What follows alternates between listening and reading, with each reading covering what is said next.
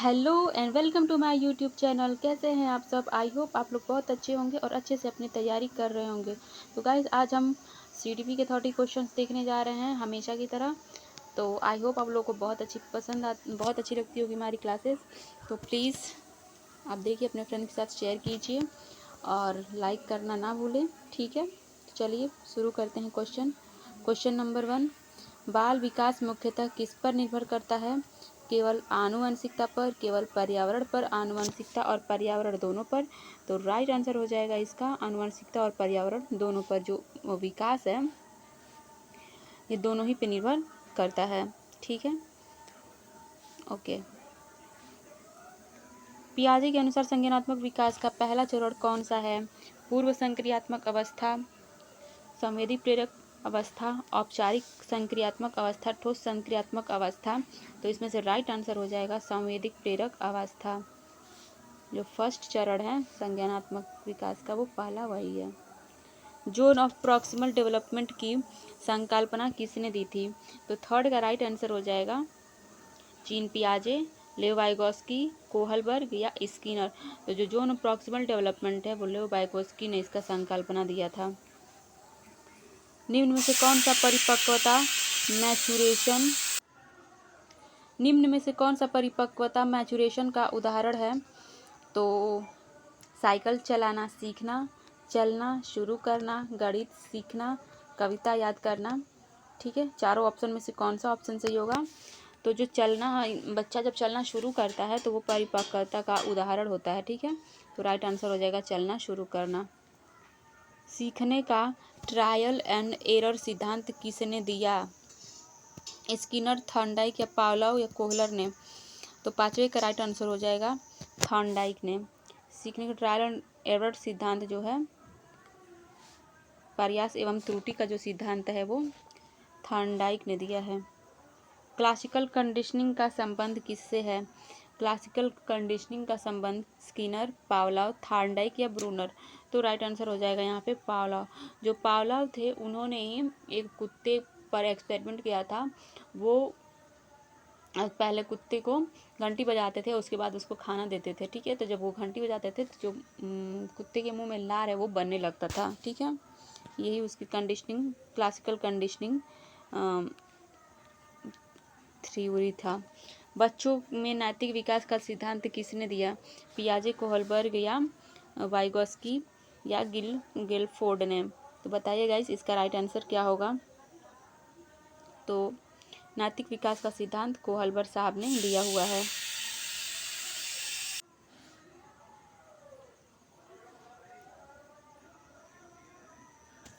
आठवां question, scaffolding की अवधारणा किससे संबंधित है? पियाजे, वाइगोस्की, स्किनर या फ्रायड? तो क्वेश्चन नंबर 8 का राइट आंसर हो जाएगा स्कैफोल्डिंग की अवधारणा वाइगोस्की ने दी थी, ठीक है। लर्निंग बाय इनसाइट का सिद्धांत किसने दिया था? 9वां क्वेश्चन है, लर्निंग बाय इनसाइट का सिद्धांत किसने दिया था? Option A Kohler, B Skinner, C Pavlov या थॉर्नडाइक ने? तो यहाँ पे राइट आंसर हो जाएगा कोहलर ने। लर्निंग बाय इनसाइट का जो सिद्धांत है वो कोहलर ने दिया था। बहुबौद्धिकता यानी मल्टीपल इंटेलिजेंसेस का सिद्धांत किसने दिया? गार्डनर, बी ने, टरमैन या स्पीयरमैन? तो जो बौद्धिकता का सिद्धांत है वो हावर्ड गार्डनर ने। इन्होंने 8 प्रकार की बुद्धि बताई हुई है। निम्न में से कौन सा सतत एवं व्यापक मूल्यांकन CCE का उद्देश्य है? केवल वार्षिक परीक्षा, रटने की क्षमता का परीक्षण, समग्र विकास का आकलन या केवल अंक देना? सतत एवं व्यापक मूल्यांकन CCE का उद्देश्य है। राइट आंसर यहाँ पे हो जाएगा 11वीं का सी, समग्र विकास का आकलन करना। समावेशी शिक्षा इंक्लूसिव एजुकेशन का मुख्य उद्देश्य क्या है? केवल सामान्य बच्चों को पढ़ाना, केवल विशेष आवश्यकता वाले बच्चों को पढ़ाना, सभी बच्चों को साथ में शिक्षा देना या प्रतिभाशाली बच्चों को अलग पढ़ाना? तो राइट आंसर यहाँ पे हो जाएगा सभी बच्चों को साथ में पढ़ाना। इंक्लूसिव एजुकेशन या समावेशी शिक्षा का मुख्य उद्देश्य होता है। इंटेलिजेंस क्वोशिएंट IQ की गणना का सूत्र क्या है? तो यहाँ पे राइट आंसर हो जाएगा MA/CA into 100, B CA upon MA into 100, MA plus CA MA minus CA। तो यहाँ पे राइट आंसर हो जाएगा ए, मानसिक आयु बटे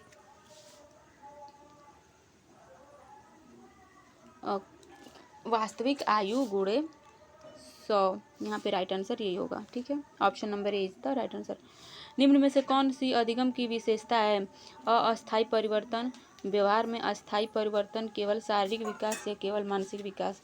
तो राइट आंसर हो जाएगा 14वें का बी, व्यवहार में अस्थायी परिवर्तन अधिगम की विशेषता है। ऑपरेंट कंडीशनिंग का सिद्धांत किसने दिया था? ऑप्शन ए पावलोव, स्किनर, थॉर्नडाइक या बंडूरा। तो जो ऑपरेंट कंडीशनिंग जो है उसका सिद्धांत स्किनर साहब ने दिया था। तो यहाँ पे राइट आंसर हो जाएगा स्किनर। ऑपरेंट कंडीशनिंग स्किनर ने दिया है। सोशल लर्निंग थ्योरी किससे संबंधित है? बंडूरा, पियाजे, स्किनर या फ्रायड। तो 16वें का राइट आंसर हो जाएगा Bandura. Social learning theory Bandura साहब ने दी हुई है।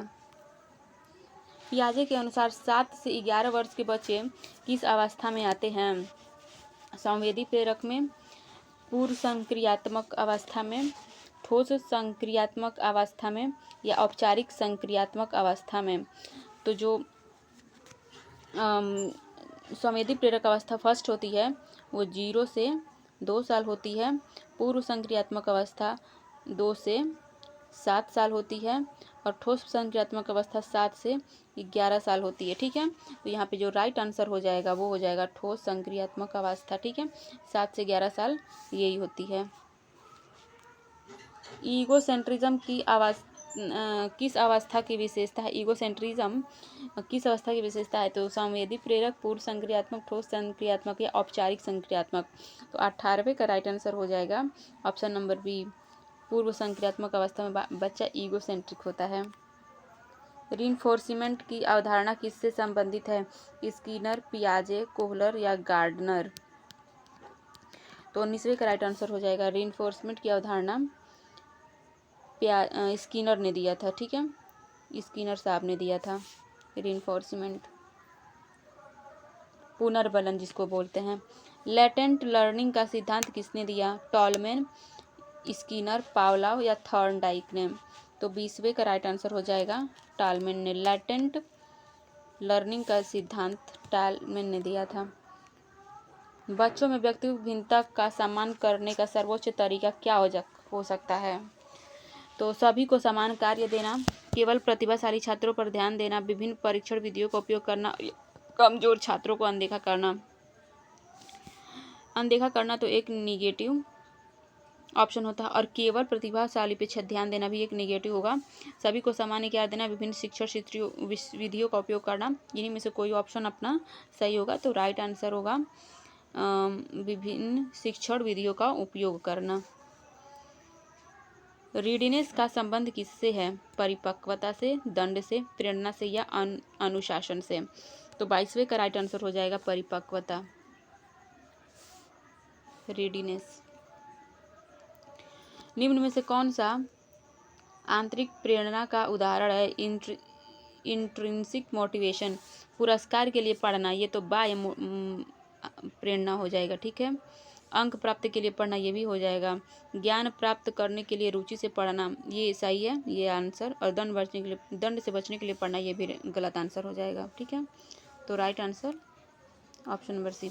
फॉर्मेटिव असेसमेंट का उद्देश्य क्या है? अंतिम परिणाम देना, सीखने में सुधार करना, केवल ग्रेड देना या छात्रों की तुलना करना। तो राइट आंसर यहाँ पे हो जाएगा 24वें का ऑप्शन नंबर बी, सीखने में सुधार करना।